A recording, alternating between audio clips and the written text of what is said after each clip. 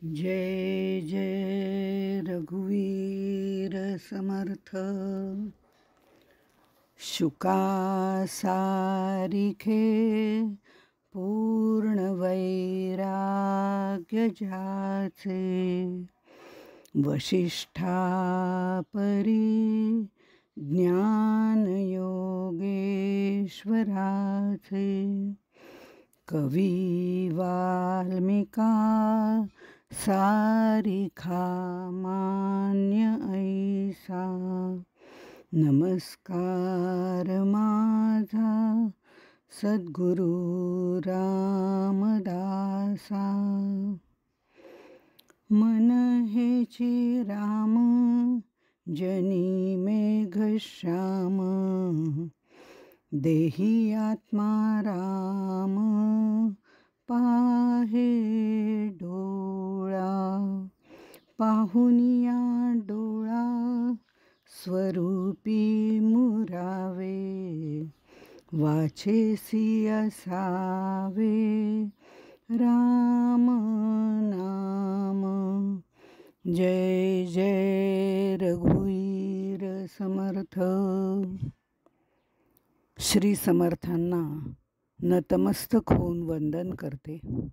तुम्हा सर्व श्रोत्यांना अभिवादन करते आणि आत्मारामाच्या स्वानुभव निरूपण या प्रकरणाला किंवा या समासाला सुरुवात करते। आत्तापर्यंत शिष्यानी सद्गुरूकडून नाशिवंत काय, अशाश्वत काय हे सगळं जाणून घेतलं होतं।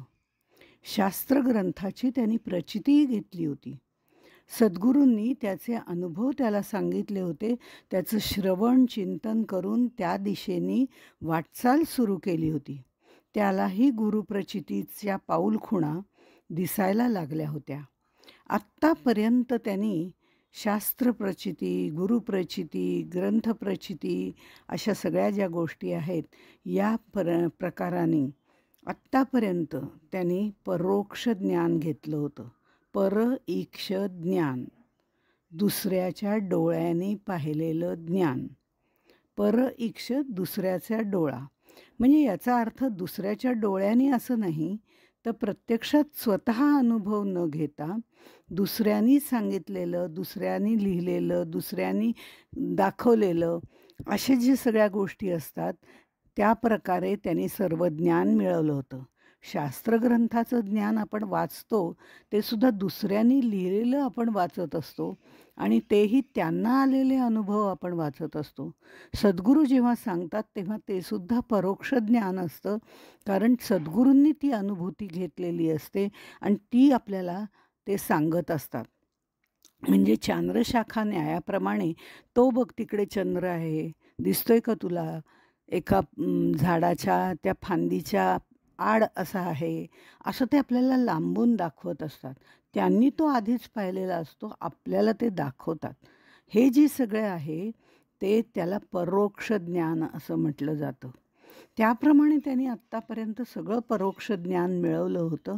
साधना केली होती, अनन्य भक्ती होती आणि सद्गुरूच्या ठिकाणी शरणागत भावसुद्धा होता। या सगळ्याच्या सहाय्याने आता तो स्वतः ज्ञान घ्यायला सिद्ध झालेला होता। आता जे ज्ञान त्याला घ्यायचं होतं ते त्याचं त्यानेच घ्यायचं होतं। त्या आत्मज्ञानाची प्राप्ती आपणच करून घ्यायला हवी, कारण ती आपल्यालाच करावी लागते। अनुभव आपण दुसऱ्याचे ऐकू शकतो, पण स्वतःचा अनुभव हा स्वतःच घ्यावा लागतो। आता मात्र तो या अपरोक्ष ज्ञानासाठी म्हणजे स्वतःचं स्वतः अनुभूती घेण्यासाठी सिद्ध झालेला आहे। श्रीगुरु हे अज्ञानी जीवाचं आश्रयस्थान आहे। त्यांच्या प्रेरणेने सर्व भ्रांती दूर झालेली आहे। आता सद्गुरूंनी सांगितल्याप्रमाणे त्याला ते आत्मज्ञानही प्राप्त झालेलं आहे। आता इथे सद्गुरू त्याला सांगतात, आता तुला काय अनुभव आले तेही आम्हाला कळू दे। आत्तापर्यंत मी तुला माझे अनुभव सांगत होतो, आता तुझे काय अनुभव आहेत तेही इतरांना मार्गदर्शक ठरतील। आता ते अनुभव तू सांग। आता आपले अनुभव शिष्य कथन करणार आहे, म्हणून याला स्वानुभव निरूपण समास असं म्हटलंय। आपल्या आपला अनुभव सांगण्यापूर्वी ज्यांच्या कृपेने हा अनुभव आला त्या सद्गुरूंना शिष्यानी अभिवादन केलेलं आहे. परब्रह्म आणि शिष्य यांना जोडणारा दुवा म्हणजे सद्गुरू आहेत. ते खरं तर भूदेवच आहेत. या भूतलावरचे देवच आहेत, ईश्वरच आहेत. आमच्यासाठी शबलत्व धारण करून सद्गुरूचं रूप त्यांनी घेतलेलं आहे. अशा या सद्गुरूंना अभिवादन करण्याच्या दृष्टिकोनातनं त्यांना शरणागत झाल्याची भावना व्यक्त करण्याकरता किंवा त्यांचं सुमनं गाण्याकरता त्यांनी सुरुवात केलेली आहे आणि त्यांचंच सद्गुरूंची स्तुती त्यांनी केलेली आहे. जय जयाजी स्वामी सर्वेश्वरा, आम्हा अनाथांची माहेरा, सार्थक झाले जी दातारा, तुमच्या कृपा कटाक्षे श्रीराम. या मनाचे निसंगती, जन्म घेतले पुनरावृत्ती, माया माईक असो निभ्रांती, वरपडा झालो तो श्रीराम. या पहिल्या काही ओव्यातून सत्शिष्य आपल्या सद्गुरूंची स्तुती करतोय, प्रशंसा करतोय. तुमच्या कृपेमुळे माझ्या जीवनाचं सार्थक झालं. जे अंतिम ध्येय आपलं असतं जीवनाचं मनुष्य जन्मामध्ये, ते मला तुमच्यामुळे प्राप्त झालं. आपण भूतलावरचे प्रत्यक्ष परमेश्वर आहात. आपला जय जयकार असो. माझ्यासारख्या हीन दीन गरीब असणाऱ्या अनाथांचं आपण आश्रयस्थान आहात. गुरु शिष्याचं नातं हे पिता पुत्रासारखं असतं. श्री गुरु ज्ञानदान करत असतात आणि ज्ञानासारखं ऐश्वर्य नाही. हे ऐश्वर्याचं दान करणारे सद्गुरू आहेत. म्हणून तो म्हणतो, सार्थक झाले जी दातारा, तुमच्या कृपा कटाक्षे. त्यांच्यासारखा दानी दातारा भेटला म्हणून जीवाचं सार्थक झालं. वासनेच्या पोटी जन्म घ्यावा लागतो. ती वासना आम्ही मायेमध्ये गुंतल्यामुळे निर्माण होते. त्यामुळे ही वासना शेवटी राहते आणि मग ती अंतेमती सागती असं जे म्हणतात त्याप्रमाणे आपल्याला जन्म येतो. म्हणजे अगदी मरण्याच्या क्षणी कॅमेरामध्ये जसं आपण फोटो काढतो, फोटो काढताना सगळ्यांनी असं उभं राहा, तसं उभं राहा, असं हसा, तसं हसा, ह्यानी इकडे व्हा, ह्यानी मागे व्हा, त्यांनी पुढे व्हा, ह्यानी इकडे बघू नका, समोर बघा, हे सगळ्या इन्स्ट्रक्शन्स दिल्या जातात. आणि प्रत्यक्ष ज्या वेळेला क्लिक केलं जातं त्यावेळेला जो जसा असेल तसा त्याचा फोटो येतो. मग कोणी चुकून त्याच क्षणाला इकडे बघतं, नाही तर कोणाचे तरी डोळे तरी मिटले जातात आणि तेच क्लिक केलं जातं. हे जे क्लिक करणं आहे ना, ते म्हणजे ज्या वेळेला प्रत्यक्ष मृत्यू येतो, मृत्यू जेव्हा क्लिक करतो त्यावेळेला आपल्या मनामध्ये जी शेवटची वासना असते त्याप्रमाणे जन्म येतो. म्हणून अंतेमती सागती. 4 देह पाहताना आपल्या लक्षात आलेलं आहे की मला अंतेमती माझी खूप छान आहे. अगदी ते अगदी मृत्यूच्या त्या क्षणाला मला अगदी असं वाटलं आपण राजा महाराजा चक्रवर्ती व्हावं असं वाटलं मला. त्या कल्पनेने मला मरण आलं. ती वासना माझी तिथे क्लिक झाली. हे जरी सगळं खरं असलं तरी याचा अर्थ मी चक्रवर्ती सम्राट होईन असं नाही. राजा महाराजा व्हावं हे वाटलं, हे छान आहे, पण म्हणून मी चक्रवर्ती सम्राट होईन असं नाही. त्याचं कारण भगवंत बाकीच्या आयुष्यातलं पूर्ण आपण जे जगलो आहे जीवन आत्तापर्यंतचं त्या आयुष्यातलं जे जे कर्म संचित प्रारब्ध या ज्या सगळ्या गोष्टी आहेत त्याचाही रेकॉर्ड बघतो ना. आता माझा तो फारसा चांगला नाहीच आहे असं आपण गृहीत धरू. नाहीच आहे चांगला, इतका वाईट रेकॉर्ड आहे जे संचित प्रारब्ध वगैरे जे सगळं आहे ते. आणि माझी मात्र अंतेमती राजा महाराजा होण्याची होती. आता हा सगळा रेकॉर्ड पाहिल्यावरती तो म्हणेल हा काही चक्रवर्ती सम्राट होण्याच्या योग्य नाही आहे ही.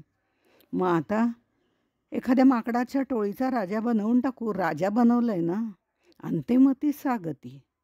राजा बनवलंय, महाराजा बनवलंय, पण कुणाचा?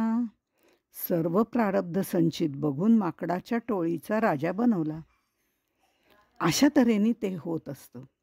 तर आजपर्यंत मी या वासनेच्या चक्रामध्ये गुंतून पडलेलो होतो, वरपडा झालो होतो. माया माईक आहे हे मला कळूनसुद्धा माझी त्यातनं सुटका होत नव्हती. पण सद्गुरू कृपेने आता ती माझी सुटका पण झालेली आहे.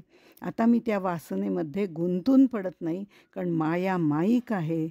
तिच्यात गुंतून पडायचं नाही. तिच्यात गुंतून पडलं तर ती आपल्याला मांजर उंदराला खेळवते तशी खेळवते.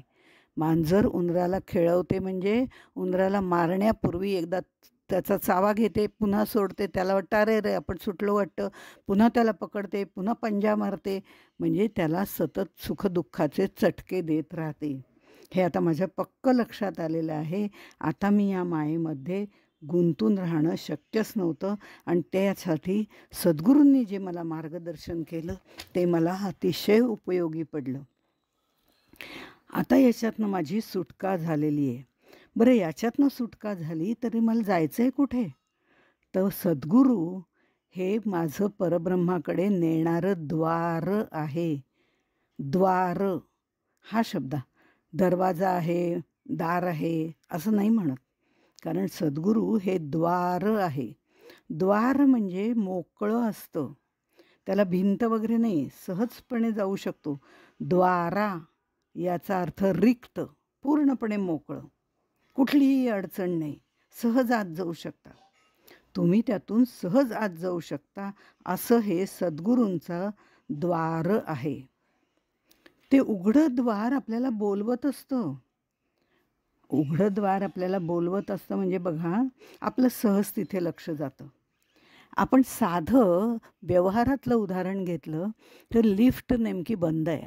आजकाल लिफ्ट असल्यामुळे हा प्रसंग येत नाही म्हणून मी म्हटलं की लिफ्ट नेमकीच बंद आहे आणि मला जिना चढून वरती जायचं आहे. आता जिना चढून मी वरती जाते त्यावेळेला जी दारं मला लागतात त्या दारामधलं दारं बंद पण असतात. मग तिथे आत डोकावण्याचा प्रश्नच येत नाही, बंदच असतं. पण काही जर एखादं दार मोकळं असलं, बाहेरच्या खोलीत कोणीही नसलं, तरी मला सहज जाता जाता पायरी चढता चढता आतमध्ये डोकावंसं वाटतं. ही सहज प्रवृत्ती आहे. याच्यात काही तिथे बघायचं असतं, तिथलं काही घ्यायचं असतं, तिथे काही कोणाला विचारायचं असतं, काही नाही. जाता जाता मोकळं द्वार असतं, तिथे आपण सहज आतमध्ये बघतो. ही सहज प्रवृत्ती आहे माणसाची. तसं सद्गुरूचं जे द्वार आहे त्याचं एकदा आमंत्रण स्वीकारलं की तो गुरुद्वारा बनतो. त्या गुरुच्या कृपेने त्या द्वारातून अंतर्यामी असणाऱ्या अंतरात्म्याकडे आपण जाऊ शकतो, त्या परब्रह्माकडे जाऊ शकतो जे ब्रह्मांडात आहे. असं हे सद्गुरूचं द्वार आहे. तिथे आपल्याला सहजपणे आत जाता येतं, म्हणून त्याला द्वार असं म्हटलं जातं. द्वार, दारा, दारा म्हणजे पत्नी, पत्नी म्हणजे वेगळं, दारा म्हणजे वेगळं. हे जसे शब्दांचे भेद आहेत तसं दार आणि द्वारा याच्यामध्ये सुद्धा थोडासा फरक आहे. तो असा, ते मोकळं असतं एवढंच. दार जे आहे ते कधीतरी बंद करता येतं, कधीतरी उघडता येतं, अशा पद्धतीने. आता ह्या ठिकाणी त्यांनी पुन्हा आपली भावना व्यक्त केलेली आहे शिष्यानी. तो असं म्हणतो, जी मी मानवी किंकर, एकाएकी झालो विश्वंभर, संदेह तुटला थोर, यातायातीचा श्रीराम. मी संसाराहून सुटलो, पैल पार पावलो, मीच सकळ विस्तारलो, सर्वाभूती श्रीराम. इथे या मीमध्ये शिष्याला कुठलाही अहंकार नाही. भगवंत जसं सांगतो अहम वैश्वानरो भूत्वा, इथे त्यांना गर्वाने तो सांगत नाही अहम. हे सांगण्यापुरता मी वापरलेला आहे. हा माझा मी विश्वाकारच होऊन गेलेला आहे. मी माझा हा सीमित नश्वर संसारातून हे मी माझेचं जे चाललेलं होतं त्या संसारातून मी सुटलो.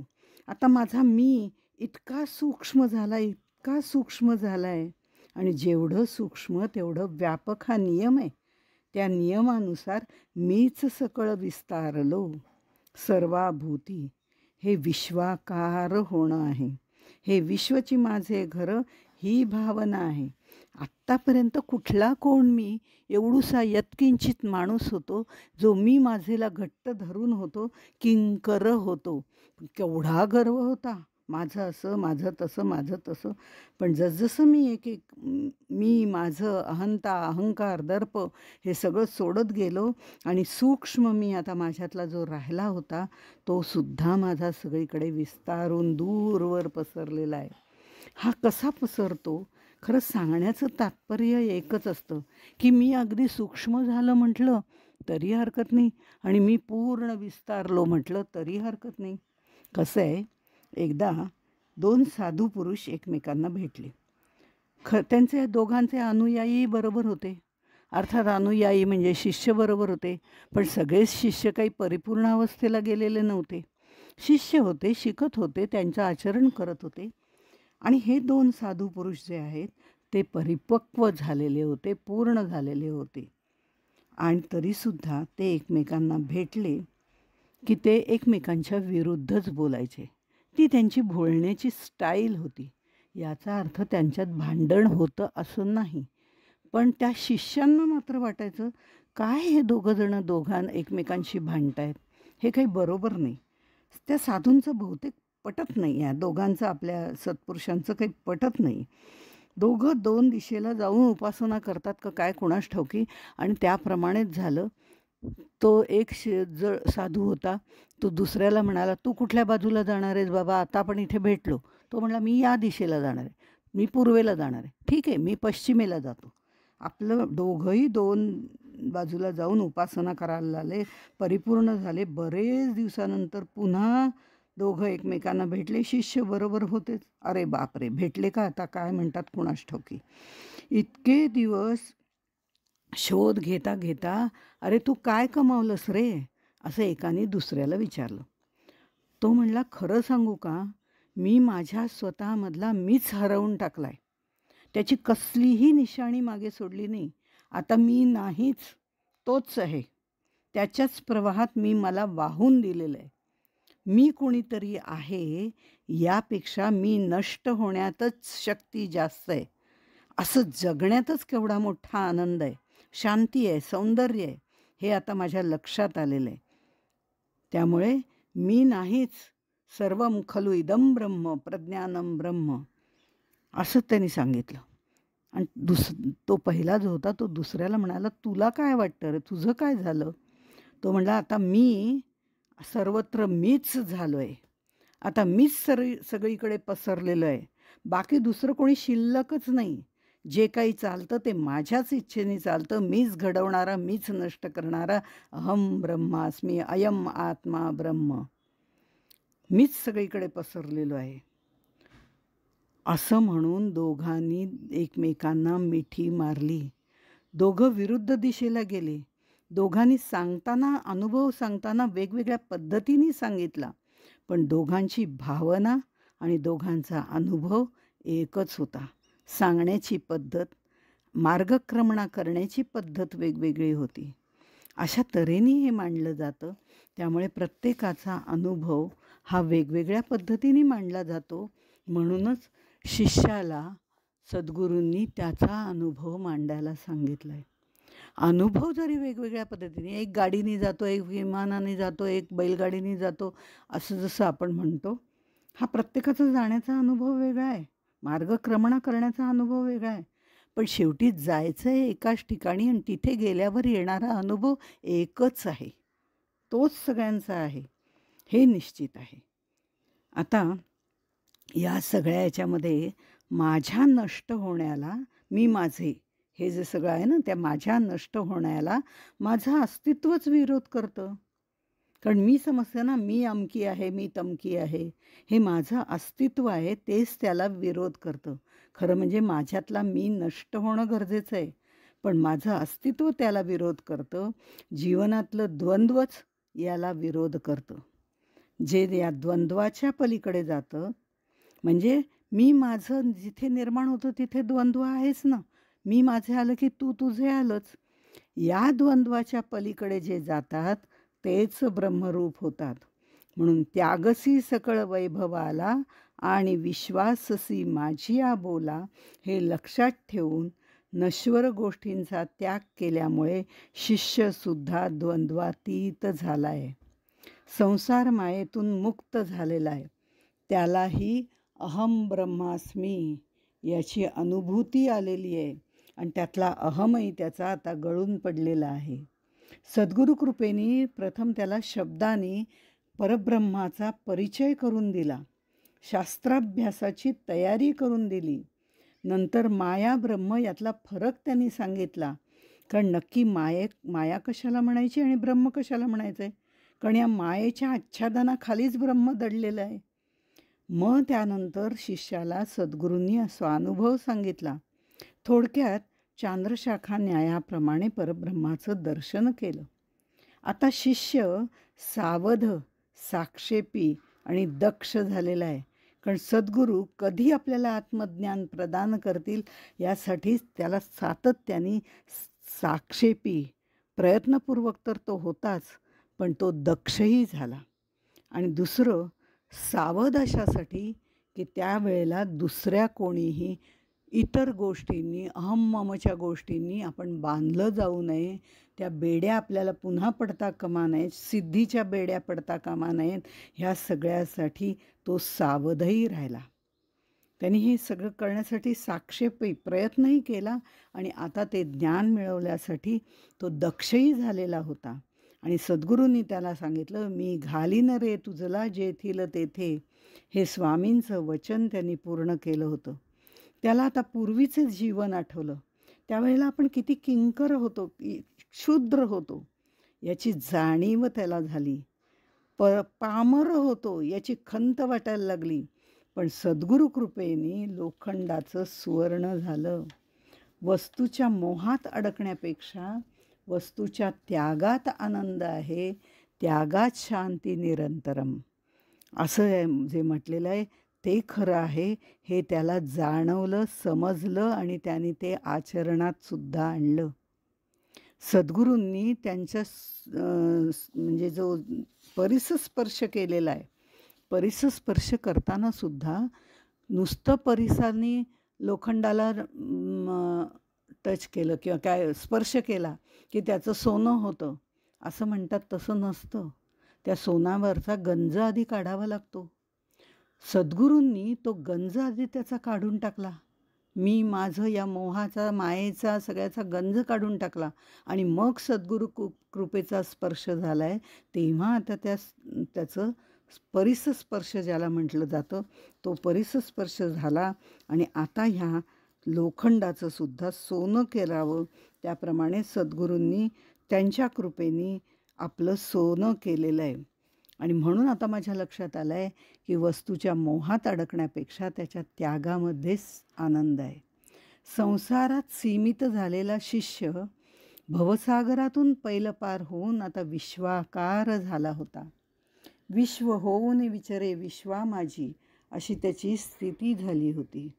त्यामुळे शिष्य असं म्हणतो, मी करुणी अकर्ता, मी परे हुनी परता, मजमध्ये वार्ता, मी पणाची नाही श्रीराम. ऐसे जे निज बीज, गाळीव मी पणाचा फुंज, तो मुरलिया सहज, सिद्धची आदि अंती श्रीराम.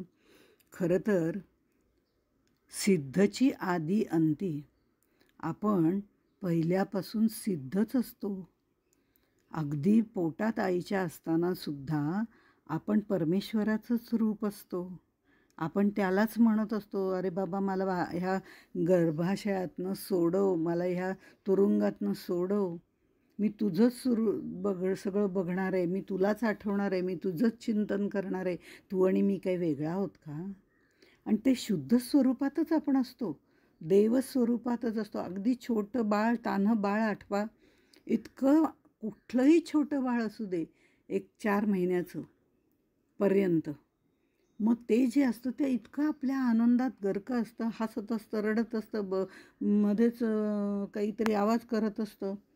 आपल्याच तंद्रीत, आपल्याच मध्ये मदमस्त असतं.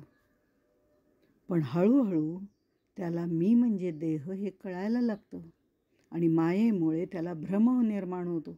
मुळात तो सिद्ध असतो, सिद्धची आदी आणि सिद्धची अंती. आता हे सगळं करून आता मी पुन्हा सिद्ध झालोय हेही मला कळतंय. देहबुद्धीमुळे मी देह आहे, मला जन्म मरण आहे, या सगळ्या गोष्टी मी माझ्या मनानेच निर्माण करत गेलो आणि त्याच्यात मीच गुरफटत गेलो. दुसऱ्या कोणी मला गुरफटवलं नाही आहे, मीच गुरफटत गेलो. पण सद्गुरूंच्या कृपेमुळे तत्त्वज्ञानाचा अभ्यास केला. तत्त्वाचं काय आहे, कसं असतं, मीच ते तत्त्व आहे, या सगळ्याचा अभ्यास केला. त्यांच्या मार्गदर्शनाखाली साधना केली आणि आता देव पहाया गेलो, देव होऊन ठेलो, अशी अवस्था प्राप्त झाली. मी पूर्वीसारखा शुद्ध साक्षी देवरूप झालेलो आहे. माझ्यामध्ये अनर्थाचं निजबीज मीच भरलं होतं. मी करता, मी भोगता, मी देह, मीपणा, हे सगळं मीच पेरलं होतं. आता सद्गुरू कृपेमुळे या सगळ्या बीजाला मी पूर्णपणे जाळून टाकलेलं आहे, ज्ञानाग्नीनी जाळलेलं आहे.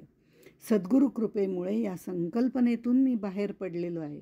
आता हा मीपणाचा जो गाळीव फुंज म्हणजे अहमची सूक्ष्म भावना, तीही आता नष्ट व्हायला लागली आहे.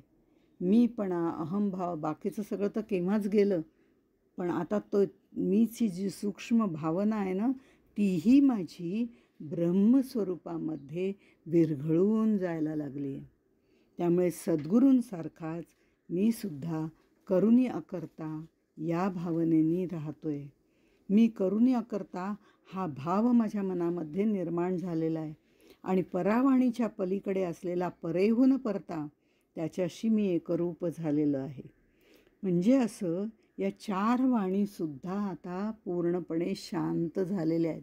ज्या सारख्या बडबड करत होत्या वैखरी वाणीतून, मी माझं माझं असं माझं तसं, त्याही हळूहळू आतमध्ये घेतल्या, त्या पश्चंतीमध्ये ठेवल्या.